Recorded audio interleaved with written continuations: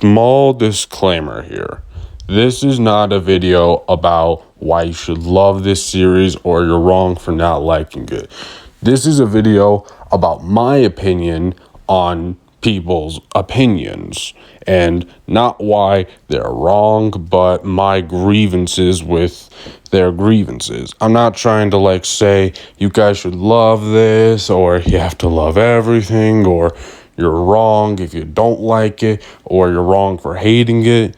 This is just a rant about why I'm so confused and irritated over the constant treatment that this thing I like is getting. That's all this video is. With that being said, enjoy the video. If you've heard of Spider-Man, you've most likely heard of The Amazing Spider-Man Volume 6 apparently being quote-unquote the worst Spider-Man story. You've most likely heard people absolutely trashing every issue of it. You've heard people talk so much crap about it, and honestly, they're just being dramatic. Because this is like a regular standard Spider-Man story. There is nothing new, nothing special, nothing super out there about it. It has its moments where it's like, oh, that's never happened before. This is the first time it's happened. But it is nothing crazy to spark the reactions it is getting. And I'm honestly genuinely confused why people hate it. Even they have reasons, but even the reasons don't make sense to me. Because the main reason everyone hates it, or the main reason they say, which I honestly, genuinely call BS on, because people say they don't like it because of how bad Peter's life is, because of how down bad he is. Now, those who didn't read it are probably wondering what was so bad that sparked a reaction. Let me tell you, the Avengers don't screw with Peter anymore, and the Fantastic Four don't screw with Peter anymore.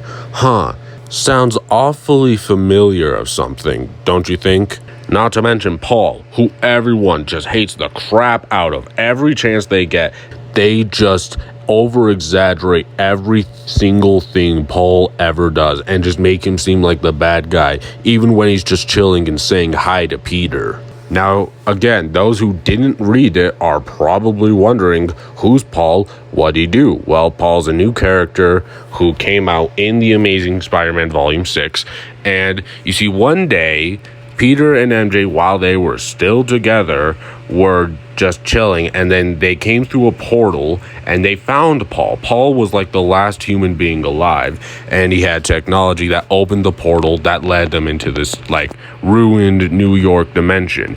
And Paul was like, hey Peter, you gotta get out of here to help us get out of here. If we really want to make it out of this alive, Peter, you gotta go back and get stuff for us to escape. And Peter's like, all right, but first we got to get MJ out of here. And Paul's like, no. If we're going to 100% genuinely survive this, we need you to get out. You're the one person who needs to get out of here more than anyone. But Peter's like, I'm not leaving MJ behind. But they're interrupted. Peter's pushed through the portal and Paul closes it on Peter. So then Peter, he's sent back to the present. He fights Captain America because Cap's like, Peter, you gotta calm down, take some time. We're gonna find out eventually how to get there and get MJ back. He's like, I don't have time. I don't know who Paul is. I want to get MJ back right now. So he's basically fighting Captain America, which he wins easily without even really trying. He swings away. He sneaks into the Fantastic Four building and steals some stuff. And he's tied with the Fantastic Four. So they're like, Peter, what's up? He's like, I just gotta do this. And they're like, but Peter, you realize you can trust us and tell us what's going on. He's like, I don't have time to explain anything. I don't have time to trust anyone. I need MJ back now. So he steals tech and basically no one screws with him anymore, But back to Paul and MJ. Peter makes the device, he gets back, but this is one of those scenarios where time passes differently between the two places. Because although Peter did this in a matter of minutes, in that dimension where MJ and Paul were, 4 years had passed by in the dimension where Paul and MJ were. So Peter gets back, he sees MJ, and she's like, you were gone for so long, Peter, that I moved on. And, Paul comes out and he says, hey, the kids are scared, and reveals that, MJ and Paul got together in Peter's absence and even had 2 children. Well, really, they adopted the kids. They didn't actually, like, sleep with each other. But, they still have kids. Now, I get why people hate this, and you guys are also probably thinking, well, that's a good reason to not like Paul. That's the thing, though. There's hate, and then there's too much hate.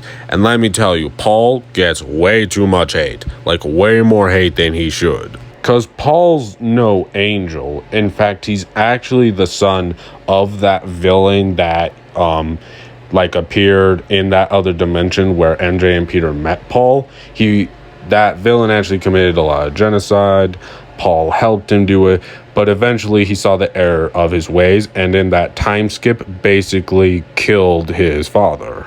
And then the next part, the main reason that I'm so confused that people hate it. People's main reason for hating it is literally like it makes no sense, and it's like they've never read a Spider-Man comic before.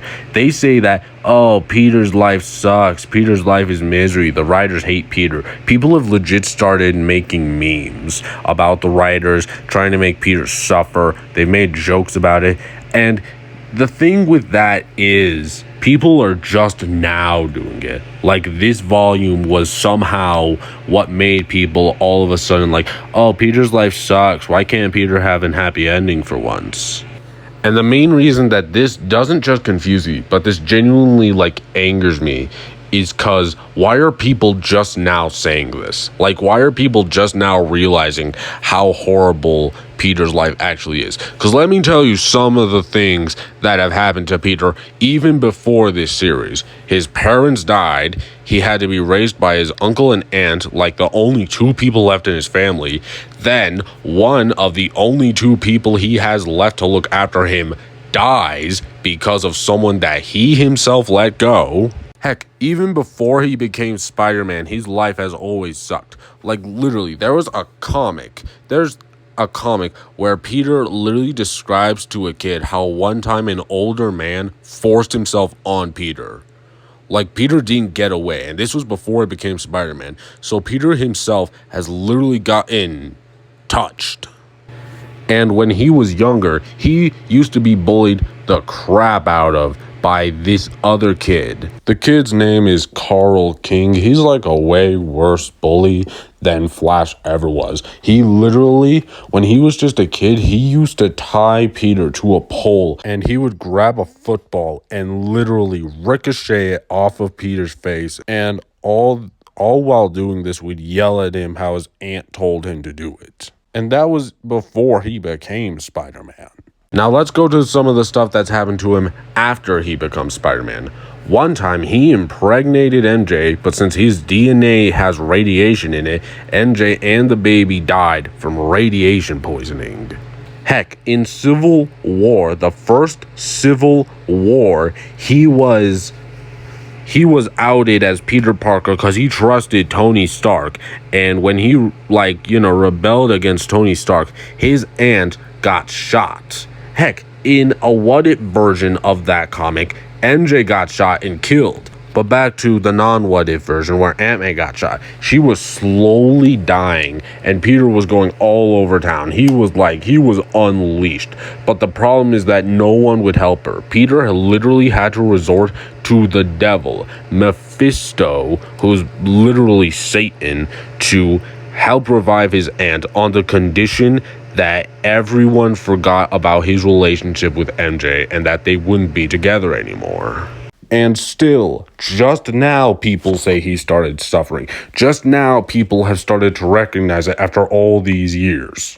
And the worst part about it, the part that gets me so mad, is they're for some reason using this specific volume of Spider-Man as their basis for that. Like, they aren't mentioning any of these things. This specific story was the wake-up call to the fact that Spider-Man's life sucks.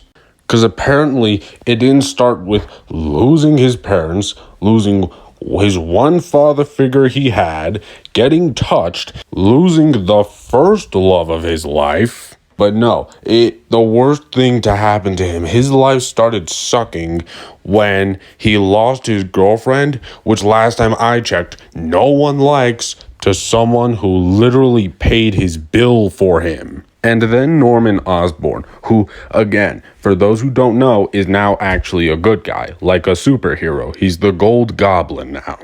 Basically, this supervillain called the Sin Eater, who can basically eat your sins, which sins in Marvel are pretty much more so like your malice and evil things you've done.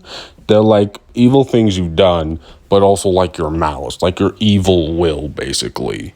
He got to Norman and, well, absorbed his sins.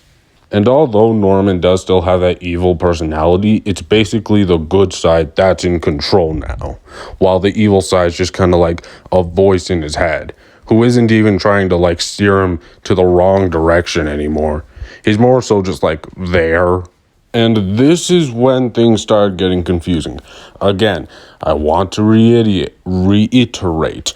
You are entitled to your own opinion. You don't even need to have a reason for your opinion. It's not right or wrong, it's simply your opinion. But why is it this guy specifically, when he becomes a hero, everyone hates it? Like, everyone loved it when Otto became a hero as Superior Spider-Man. Everyone loved it when Venom became a hero as, just Venom. I'll admit, he killed Gwen, I give you that. But that's not even like the confusing part here. That's fair, I actually get that. But people are also bringing up that one scene of Gwen and Norman sleeping together, except that never actually happened. That was Mysterio hypnotizing Norman into thinking that he did. That's the video for today. I hope you guys liked. If you did, please hit the like button. Please subscribe. It helps me a lot. Have a blessed day. Peace.